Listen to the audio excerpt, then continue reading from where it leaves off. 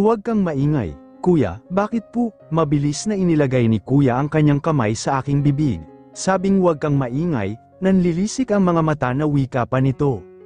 Kinabahan kaagad ako sa inaakto ni kuya, lalo na nang mas inilapit niya pa ang mukha sa akin. Nakahiga ako sa aking kama habang siya naman ay nakatanghod sa akin. Nakakatakot ka, kuya, ngayon na, gusto mo ba si Hilda na lang? Mahinang bulong nito sa aking tainga matapos akong kubabawan. Inilagay din nito ang kamay pabalik sa aking bibig. Ang takot ko ay mas nadobol nang banggitin nito ang aking kakambal. Magkasama kami ni Hilda sa kwarto ngunit wala ito ngayon dahil nasa bahay ng isang kaibigan. Umiling ako kasabay ng pagpatak ng luha sa aking mga mata. 16 anyos pa lamang ako pero nararanasan ko na ang ganito. Hindi ko lubos maisip na ang unang mananakit sa akin ay ang aking sariling kapatid. Sana pala sumama ako kay Hilda nang inaya niya ako kanina. Sana pala hinayaan ko ang sarili na makisalamuha sa iba. Hindi na sana ako nasuong sa sitwasyon na ito. Hindi sana ako binababoy ni kuya ng ganito. Hindi na sana nasira ang buhay ko. Paulit-ulit ng paulit-ulit. Helga, bakit ang tamlay mo? Masyado kang tahimik nitong mga nakaraan. May nangyari ba sa'yo? Nakaupo kami sa school ground habang naghihintay sa aming PE teacher, hapon na kaya wala nang masyadong tao sa lugar. Wala, sasama nga pala ako sa barkada bukas. Helga, sasama ka ba? Naramdaman ko kaagad ang panginginig ng aking buong pagkatao. Ramdam ko rin ang pagbilis ng pintig ng aking puso. Bigla akong natakot. Pakiramdam ko hindi ako ligtas, pakiramdam ko sasaktan ako ng lahat. Takot na takot ang aking pakiramdam. Saan ka pupunta, hoy? Iniwan ko si Hilda sa field, hindi na rin ako nagpaalam kay Hilda kahit anong tawag nito sa akin. Ayaw kong ipakita kay Hilda na mahina ako, napakatapang niya kumpara sa akin. Wala akong sinabihan sa lahat ng nangyari sa akin. Takot ako kay kuya, takot na takot ako. Patakbo akong nagpunta sa restroom ng campus, umiiyak akong naupo roon, walang pakialam na nakasalampak sa sahig. Hinayaan kong magunahan ang aking mga luha. Bakit ba kasi nangyari sa akin ang ganoon? Bakit sa akin pa? Natigil ang pag-iyak ko nang may magsalita. Pinunasan ko muna ang mga luha ko sa mukha bago ko itinaas ang aking paningin. Kahit na nanlalabo ang aking paningin ay alam kong lalaki ang nasa harap ko, naglalahad ng panyo sa akin. Tanggapin mo na, nakakanggalay, salamat, huwag kang iiyak kung saan-saan, saka, restroom ito ng mga lalaki, doon ang pambabae, oh. Tumango ako sa sinabi nito, pinilit ko na rin ang sarili na huwag umiyak, ginamit ko rin ang panyo nito at ipinunas sa aking mukha. Nang umalis ito ay hindi man lamang nagpaalam sa akin, nakamasid lang ako sa likod nito habang naglalakad, siniguro kong tanda ko ang mukha nito. Sobrang saya ko nang sa wakas ay nalaman ko ang pangalan nito, Demetre Capistrano, isang senior high student sa campus, anak ng aming gobernador, palakaibigan sa lahat at pilyo sa babae. Pero kahit ganoon ay hindi ko maiwasang humanga dito. Mas doble pa ang naramdaman kong tuwa nang makatanggap kami ng balita isang gabi. Kahit nakikita ko si nanay na umiiyak ay wala akong maramdamang awa para dito. Nagbubunyi ang aking puso sa pagkamatay ng demonyo. Napangiti ako sa naisip, sa wakas ay magiging malaya na ako. Ang gwapo talaga ni Demetre, narinig kong wika ng grupo ni Becca, nasa loob din ng restroom ang mga ito at nagpapaganda. Pagkarinig ko pa lang sa pangalan nito ay bumilis na ang pintig ng aking puso, 2 taon na rin mula nang magkagusto ako dito, 2 taon ng lihim na mga sulyap ko at paghanga. Luka, mas gwapo si Gilbert. Mas pilyo lang si Demetre kaya lapitin ng mga babae, type ko nga. Mas luka ka, ang pangit mo para mangarap ng gising. Hindi magkakagusto si Demetre sa isang kagaya mo, Becca, girlfriend ng lahat. Ayaw ng tira-tira. Saka, pinanlisikan kaagad ako ni Becca ng mga mata, hindi rin ako nagpatalo dito, nagkasagutan hanggang nagkasakitan, hindi ko siya inurungan, kahit alam kong masasaktan din ako. Sisiguraduhin kung walang ibang magugustuhan si Demetre kundi ako. Oh, bakit ganyan ang hitsura mo? Papauwi na rin kami sa bahay. Inayos ko muna ang aking backpack bago ito sinagot. Naglaro tayo sa PE di ba? Alangan namang hindi ako marumihan. Nakita ko pa ang pag-iling ni Hilda sa akin. Napangiti na lamang ako nang malaman nitong nagsinungaling ako. Gusto ko sanang sabihin kay Hilda ang lahat pero mas pinili ko ang manahimik. Gusto kong malaman niya ang paghihirap ko pero ayaw ko nang dagdagan ang lungkot na nararamdaman nito. Sinarili ko na lang ang lahat. Ikaw at ako, habang buhay. Sabay kami ni Hilda na binigkas iyon. Niyakap ko siya sa likod para maramdaman niyang ako ang sandigan niya, na ako ang tanging tao na makakapitan niya sa lahat, ang nakakaintindi sa kanya, na kahit inayawan siya ni nanay dahil sa pagkamatay ng demonyo naming kuya ay nandito ako para sa kanya. Pinaramdam ko kay Hilda na hindi siya nag-iisa kahit may sarili din akong pinagdadaanan. Nakita mo ba si Demetre, Ancheta? Saan ka ba kasi galing, Helga? Nasa gym ang kakambal mo, hinaharana ni Cupido. Inirapan ko si Ancheta dahil sa kanyang sinabi. Inismira naman ako nito. Matagal na itong kaibigan ng kakambal ko pero hindi ko ito gusto. Masyadong matabil ang dila at walang preno ang bibig. Inggit, napailing ako sa ginawa nito. Nagpatuloy din ako sa paglalakad patungo sa gym.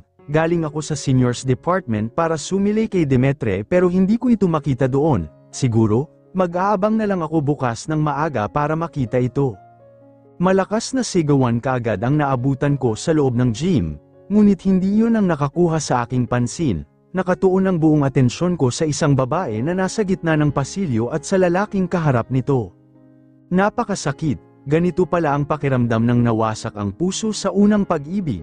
Parang gusto ko na lang ding mawala ng tuluyan sa mundo, parang gusto ko na lang na mamanhid lalo na sa mga salitang binibigkas nito sa harap ng aking kapatid. Mahal ko si Hilda. Ngunit kahit pala ang pinakatotoo sa lahat ng damdamin ko ay pwedeng mabago, na ang tanging sigurado ako sa lahat ay magkakalamat pa, na ang pagmamahal ko kay Hilda ay mapapalitan ng inggit at galit.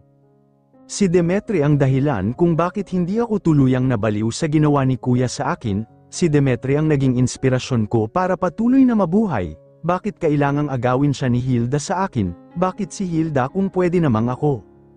Ayaw ko nga, Hilda. Bakit ba ang kulit mo? Iniimbitahan ako ni Hilda na sumama sa kanya para tanggapin ang tropeyo niya bilang Best Actress pero tumanggi ako, wala ako sa mood at busy din ako. Akala ko ba ikaw ang sandigan ko sa lahat? Tumaas ang kilay ko sa sinabi nito. Gusto ko tuloy matawa sa kadramahan ng aking kakambal, tapos na ang akala niyang magiging sandigan ako. Tapos na nang agawin niya sa akin si Demetre. Naikayam ko ang aking mga kamay nang maalala ko ang tagpo noong nakaraan, nang hingi ni Demetre ang kamay nito sa mismong aming hardin. Gusto kong sabunutin ang sarili kong kapatid sa pagkakataong yun pero pinigil ko ang sarili, magiging akin din si Demetre, sisiguraduhin ko. Ngunit hindi pa man nangyayari ang lahat ay sinira na naman ni Hilda ang buhay ko. Pare iba ang nakuha natin, hindi ito ang artista, patay tayo kay boss. Kahit nakapiring ay naririnig ko ang lahat ng pinag-uusapan ng dumukot sa akin. Kasalukuyan akong gumagala sa mall kanina nang bigla na lang akong hatakin ng isang lalaki. Kahit takot ay nanlaban ako ngunit hindi sapat, nakuha pa rin nila ako at dinala sa lugar na hindi ko alam. Tinawagan mo na ba si Demetre? Hayaan mo na. Pakikinabangan muna natin ito. Tol, ganda makinis. Pakawalan niyo na ako, oo, pagkatapos, kaya tumahimik ka. Mas lalo akong natakot sa sinabi nito, lalo na nang maramdaman ko ang paglapit nila sa akin. Huwag, papalag ka pa, mag-e-enjoy ka rin naman. Wala akong nagawa, tanging iyak at panaghoy lang ang nagawa ko para sa sarili. Takot na takot ako, nanginginig sa takot, nandidiri sa sarili sa paulit-ulit na pambababoy nila sa akin, parang nagbalik na naman ang demonyo kong kuya dahil sa mga ito, sana pinatay na lang nila ako. Iiwan na lang ba natin ito dito? Natural, parating na rin si Demetre. Gusto mong makulong, gago? Iniwan nila ako, ni hindi man lang sila naawa sa akin, hindi lang damit ko ang sinira nila pati na rin ang pagkatao ko. Wala silang pinalampas na butas sa aking katawan, mas hayop pa sila sa demonyo, mas lalo akong nagalit kay Hilda sa nangyari. Galit na galit ako kay Hilda, na kahit anong pagsusumamo ni Demetre sa akin ay hindi ko pinakinggan. Sising-sisi siya sa nangyari sa akin, maging si nanay ay galit na galit din, pero wala akong gustong gawin kundi ang magdusa si Hilda, hindi dapat siya maging masaya, sa araw ng kasal niya sinumpa kong magiging masalimuot ang buhay niya. Oh, akala ko ba kasama mo si Nash, nasaan na ang anak mo? kakarating lang nito mula sa munisipyo at mukhang aligaga nang umalis. Wala, nasa kay nanay, uminom ka muna, mukhang nagmamadali ka pa. Niloloko mo ba ako, Helga? Ang sabi mo nagdedeliryo ang anak mo at kailangang maospital. Hindi ko sinipot si Hilda, dahil sayo, umayos ka nga. Bakit ka ba nagagalit sa akin, Demetre? Nakalimutan mo na ba nang dahil sa inyo binaboy ako, gusto mong magpakamatay na lang ako? Mula nang mangyari ang lahat sa akin, hindi ko na makontrol ang mismong sarili ko, ang ugali ko ay nag-iba na rin, mabilis akong magalit. Gusto kong maging miserable ang lahat. Gusto kong saktan si Hilda kapag nakikita ko itong nakangiti. Nagbago ako, pero ang pagkagusto ko kay Demetre ay hindi nagbago. Mahal na mahal ko siya, na kahit agawin ko siya kay Hilda ay wala akong pakialam. Pasensya ka na, nakakainis ka lang kasi minsan, napangiti ako nang umupo ito sa couch na katapat ko. Mas lalo pang lumawak ang ngiti ko nang abutin nito ang basong hinanda ko. Tiyak akong magiging akin si Demetre dahil doon, nasisiguro kong masisira sila at ng kapatid ko. Utang ko sa gamot na yun ang lahat ng kamiserablehan na nangyari sa kapatid ko. Kahit ang totoo ay wala namang nangyari sa amin ni Demetre, swerte lang ako at napunta sa apartment ko ang aking kapatid, ni hindi na ako naghirap sa paghihiwalay nila. Pinaniwalaan ni Hilda ang lahat ng gusto nitong paniwalaan, habang hawak ko naman si Demetre sa leeg. Akala ko magiging masaya na ako. Akala ko dahil wala na si Hilda ay papansinin na ako ni Demetre. Akala ko matututuhan niya rin akong mahalin. Pero hindi nangyari, bulag si Demetre sa kapatid ko kaya mas lalo akong namuhi dito. Lalo na nang bumalik ito makalipas ang 2 taon. Tigilan mo na ako, Helga, hindi ko anak ang anak mo, alam mo yun? Hawak ang sinampal ni Hilda na pisngi ay binalingan ko si Demetre. Nasa labas kami ng provincial capital. Nabalitaan kong ngayon ang uwi ni Hilda kaya sumugod kaagad ako dito. Nakaisa lang siya sa akin nang sampilin niya ako pero hindi na ako papayag sa susunod. Gusto mo bang magpakamatay ako? Ano ba kasi ang mali sa akin? Bakit hanggang ngayon, hindi niya pa rin ako mahal? Pinanindigan ni Demetre ang sinabi nito. Hindi niya ako hinayaang makalapit sa kanya. Ayaw niya rin akong kausapin. Gulong-gulo ang isip ko, hindi ko na alam ang gagawin. Hindi ko matatanggap na iiwan ako ni Demetre. Akin lang siya, magiging isang pamilya kami. Akin lang si Demetre, nanay, tinapon ko lahat ng pwede kong itapon. Wala rin akong pakialam sa mga basag na bagay sa aking paligid. Galit na galit ako, lalo na dahil magkasama silang nagpunta sa Maynila. Helga, tama na, hindi ako nakinig kay nanay, ang malandi kong kapatid. Sigurado akong nilalandi na naman niya si Demetre. Iniwan na niya ito noon. Gagawa ulit ako ng paraan para maghiwalay sila. Hawak ang basag na baso na sumusugat sa aking kamay ay naglakad ako para maupo sa kama. Tama, gagawa ulit ako ng paraan para maghiwalay sila, kahit anong paraan. Nandito ka na naman, galit kaagad si Demetre pagkakita sa akin, nakaupo ito sa pwesto nito bilang mayor ng bayan, napakagwapo talaga nito kapag ganitong seryoso ang hitsura. Ngumiti ako at hindi na ito pinansin. Naupo ako sa harap nito at tinitigan ito. Lahat ng hinanakit ko kay Demetre ay nawala. Simpleng sulyap lang dito ay nawawala na kaagad ang galit ko. Kumain naman tayo sa labas, tulad ng dati. Kung may plano ka, Helga, tigilan mo na. Wala, gusto lang kitang pasalamatan sa lahat, Demetre. Magpapakonfine na rin ako sa asylum, gusto ko nang gumaling. Tinitigan ako ni Demetre ng ilang sandali. Gusto ko nang tumawa pero pinigilan ko ang sarili. Wala naman kasi akong sakit. Si Demetre lang ang gusto ko. Kukunin ko lang ang loob niya ulit. Sige, hapon na rin. Ihahatid na kita pagkatapos. Sobrang saya ko dahil sa sinabi nito. Alam kong mahal ako ni Demetre. Hindi pa nga lamang niya natatanggap yun sa sarili. Sabay kaming lumabas ng opisina nito. Wala halos tao doon kaya malaya kong gawin ang nais ko. Ipinulupot ko kaagad sa kanyang braso ang aking kamay, hindi ko rin pinansin ang pagpupumilit nitong pagkalas at ang inis nito sa akin. Ako ang dapat mahalin ni Demetre, wala nang iba pa. Palagi akong nagpupunta sa rooftop kapag libreng oras, mahilig akong magsyeste kapag tanghali at walang klase, tahimik kasi ang lugar at maangin, masarap matulog. Ikaw lang talaga ang mahal ko, maniwala ka naman sa akin? Boses kaagad ng babae ang narinig ko galing sa kung saan, kakapasok ko pa lang sa rooftop kaya napakunot kaagad ang noo ko, sayang naman ang syeste ko kung madidisturbo lang ng maingay na babae. Araw-araw nandoon ang babae para mag-ensayo, akala ko sasali ito sa contest pero nalaman kong mahilig talaga itong umarte, palagi ko rin itong pinagmamasdan, malayo mula dito para hindi ito mailang, masasabi ko rin na magaling ito. Napapangiti na lang ako kapag sinasampal o sinasabunutan nito ang sarili, minsan pa ay tatawa ito na parang baliw, tumitingala sa langit pagkatapos ay iiyak, napailing pa ako minsan nang maupo ito sa sahig ng rooftop, kung may makakakita ditong iba ay tiyak na iisiping baliw ito. Nakapili ka na ba sa mga babae ng grade 11, tol? Tinapak ni Amores ang balikat ko, nasa second floor kami ng eskwelahan habang nakatanaw sa mga estudyante sa baba.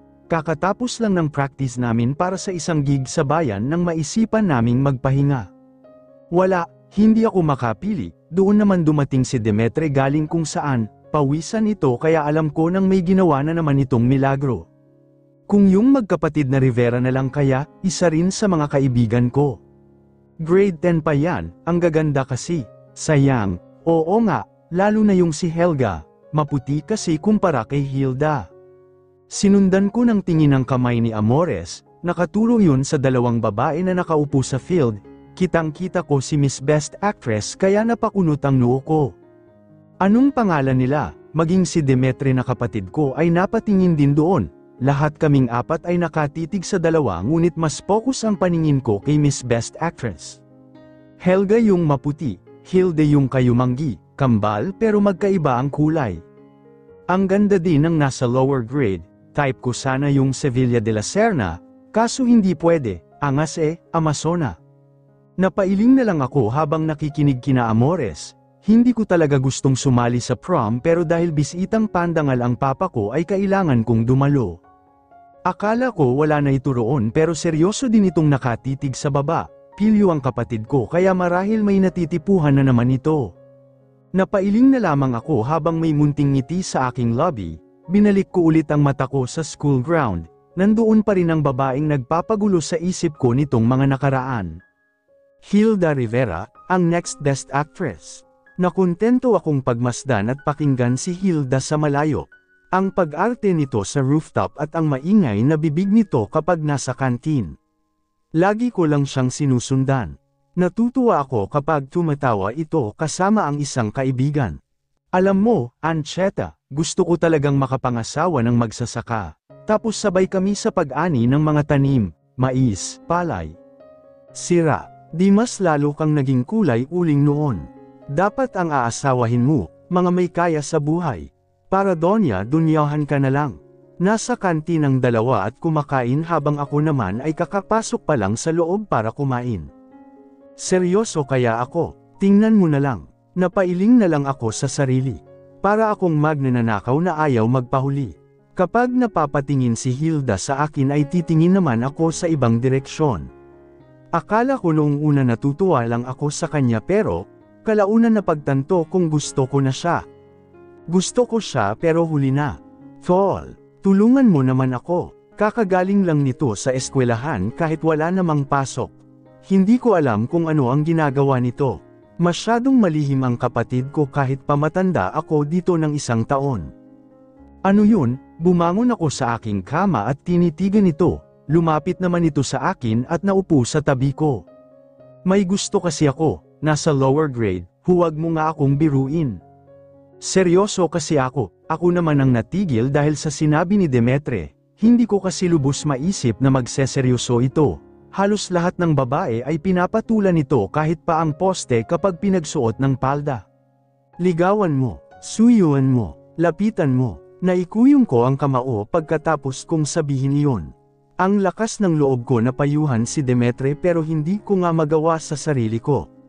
2 taon na, ni wala man lang akong lakas ng loob. Kung meron man, hindi ko mahanap kung nasaan.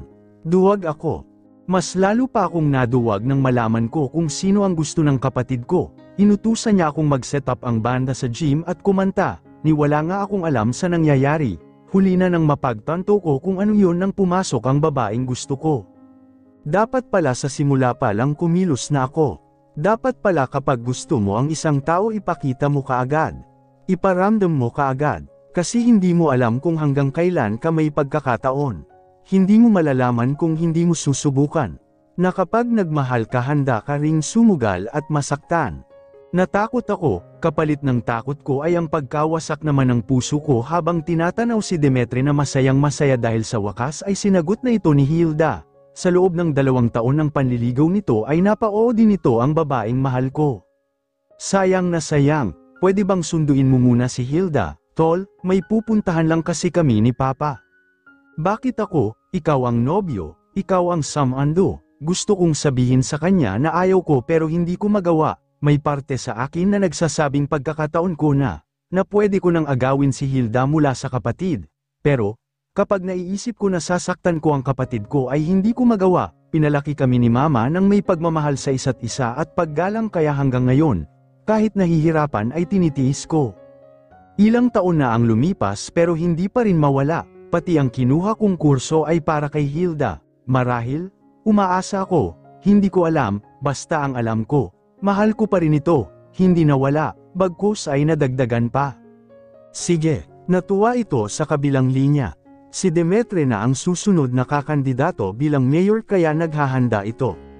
Habang si Hilda naman ay isa ng matagumpay na aktres. Lahat sila ay nakausad na sa buhay habang ako ay nandoon pa rin. Hindi ako nakausad mula sa pag-ibig ko kay Hilda. Bakit ikaw ang samando sa akin? Naaawa ako sa hitsura nito dahil halatang pagod iyon. 3:00 na rin ng madaling araw at nagtatrabaho pa ito. Busy si Demetri, may pupuntahan sila ng Papa. Bakit ba hindi makita ni Hilda na mahal ko siya? Mula nang mag-senior high sila hanggang ngayon, ako palagi ang nakakakita sa mga kahinaan niya. Lagi akong naroon kapag nasa rooftop ito at nag-iisa. Palaging ako ang nasa paligid niya pero, iba ang minahal niya. Iba rin ang pinakasalan niya.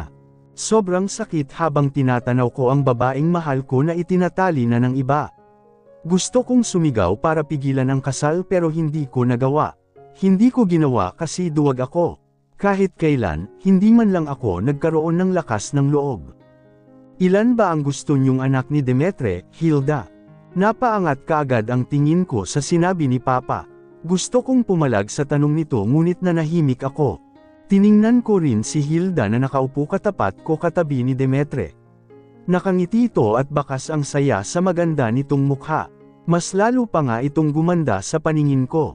Kahit ilan naman po, walang problema. Di ba, mahal? Nakangiting tanong nito sa kapatid ko na may malapad ring ngiti. Malaki ang pagsisisi ko dahil sa pagiging duwag. Marahil ako ang naging asawa ni Hilda. Ako sana ang tinatawag nitong mahal. Ako ang nakakatabi sa kama at nayayakap. Ngunit kahit ganun pa man gusto ko pa rin na makita si Hilda na masaya. Makita itong nakangiti kahit hindi na para sa akin. Masaya na akong malaman na masaya ito. Sir, saan ka pupunta? Tanong ni Manong Gaston. Kasamahan ko sa hasyenda. Nasa sentro kami ng lalawigan dahil may binili akong binhi ng mais at abono. Sandali lang, Manong. Hindi ako kailanman nagkami sa hitsura ni Hilda. Kahit nasa malayo ay alam kong ito iyon. Nakasakay ito sa isang tricycle na sakto namang dumaan malapit sa akin. Nasulyapan ko pa ito ng bahagya at nakitang parang umiiyak ito. Dala ang pick-up ay sinundan ko ang tricycle. Hindi na ako nagtaka nang tumigil ito sa cathedral ng Balayan. Mahilig si Hilda magsimba at tumulong sa nangangailangan, bagay na kahanga-hanga dito. Nang tuluyan itong bumaba ay ipinaroda ko naman ang sasakyan. Sinundan ko rin ito sa loob at nakumpirma ang hinala. Umaalog ang balikat nito tanda ng pag-iyak. Napakasakit para sa isang katulad ko na makita ang minamahal na punong-puno ng luha ang mga mata. Napakasakit makita itong nasasaktan. Napakasakit kung ang tanging magagawa ko lang ay ang ibigay ang panyo ko at titigan ito. Napakaganda mo Hilda para umiyak. Gusto ko siyang yakapin ng mahigpit. Gusto kong malaman kung bakit siya umiiyak. Gusto kong saktan kung sino man ang nanakit sa kanya. Pero sa huli, umalis ako nang hindi man lang nagpaalam dito. Sa huli, naduwag pa rin ako. Ngunit, ang lahat ay may hangganan. Galit na galit ako kay Demetri dahil sa ginawa nito kay Hilda. sa panloloko nito at ng kakambal ni Hilda. Gusto kong saktan si Demetre dahil sa ginawa nito. Gusto kong agawin si Hilda sa kanya. Gilbert. Isang suntok ang bumungad sa akin paglapit pa lamang ni Demetre.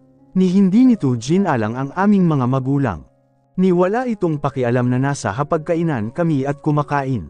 Sinuntok pa ulit ako nito sa mukha dahilan para malasahan ko ang dugo mula sa aking lobby. Ano, masaya ka na ngayon? Pinunasan ko rin ang aking lobby. Tumayo ako para magpantay kami ni Demetre. Wala siyang karapatan na pagsalitaan ako ng ganoon. Matagal akong nagparaya sa kanya. Hindi ko intensyon na manayra ng pamilya. Bakit ako ang sinisisi mo sa kapabayaan mo, Demetre? Tinulungan ko lang ang asawa mo. Sinapak ulit ako ni Demetre sa mukha. Nag-iigting ang mga panga nito habang mariin ang titig sa akin. Hindi ako nagpabe. Mabilis ang kilos ko kaya naunahan ko si Demetre sa gagawin nito. Nagpambuno kaming dalawa sa loob ng aming kusina. Nagsisigaw ang aming ina ngunit pareho kami ni Demetre na walang pakialam. Magpapatayan kayo, lumabas kayo sa pamamahay ko. Isang putok ng baril ang nagpatigil sa amin. Sabay kami ni Demetre na napatingin kay Papa. Hawak nito ang 45 baril habang nanlilisik ang mga mata na napatitig sa amin. Nang ibaling ko kay Mama ang paningin ay parang kinurot ang puso ko sa nakita. Hilam ng luha ang mga mata nito habang nakahawak sa kamay ni Papa. Natapos ang gabi na iyon na halos mamanhid ang katawan namin ni Demetre sa sakit. Pinalabas kami ni Papa at hinayaan na magsapakan sa mukha. Nanunood lamang ito habang pinipigilan ito ng aming ina. Tuso si Papa. Sa sobrang tuso niya, nagawa niyang pabolaikan si Hilda sa balayan. Nagawa niya itong pasunurin sa lahat ng gusto niya. Nagawa niyang paglapitan si Hilda at Demetre. Dahil sa pangangampa niya ay palagi na ang itong magkasama. Ay, sir, hindi po pwedeng pumasok, may sakit po si ma'am. Inaalagaan ni Sir Demetre. Naikayam ko ang kamao dahil sa sinabi ni Marcia, napakasakit makita na unti-unti na namang lumalambot ang puso ni Hilda para sa kapatid ko. Napakasakit malaman na kahit nandoon ako ng mga panahong nahihirapan ito, hindi ko man lamang nabuksan ang puso ni Hilda, hindi niya pa rin ako minahal. Gusto ko lang ipaalala sa iyo Hilda na niloko ka na ni Demetre noon, sana naman hindi ka na magpapaloko ngayon. Matigas ang bawat bigkas ko sa mga salita, gusto kong mamulat si Hilda sa katotohanan na lolokohin lang ulit siya ng kapatid ko, napapaiyakin lang siya nito. Gusto kong makita ni Hilda na ako ang lalaki na nababagay dito pero, isang sampal ang natanggap ko mula dito. Sorry, ibinuhos ko lahat ng sakit at pait sa pagkakataong yun. Sinabi ko dito kung gaano ko ito kamahal, na masaya ako para dito at sa pagkakaayos nito at ng kapatid ko. Doon ko tuluyang natanggap na natalo muli ako, na hindi pa man nag-uumpisa ang laban ay talo na ako. Kahit na masaktan ako basta ang mahalaga ay masaya lang si Laura. Kahit paulit-ulit na madurag ang puso ko, kung ang kapalit niyon ay ngiti mula sa lobby ni Hilda ay tatanggapin ko, para kay Hilda. Para sa pag-ibig ko sa kanya, handa akong masaktan, si Demetre. Muli, napakasakit para sa akin ang sabihin dito ang nangyari sa kapatid ko. Napakasakit habang naririnig ko itong humihikbi sa kabilang linya, kaakibat ng pagmamahal ay ang sakit, kaakibat ng saya ay ang lungkot, hindi lang si Hilda ang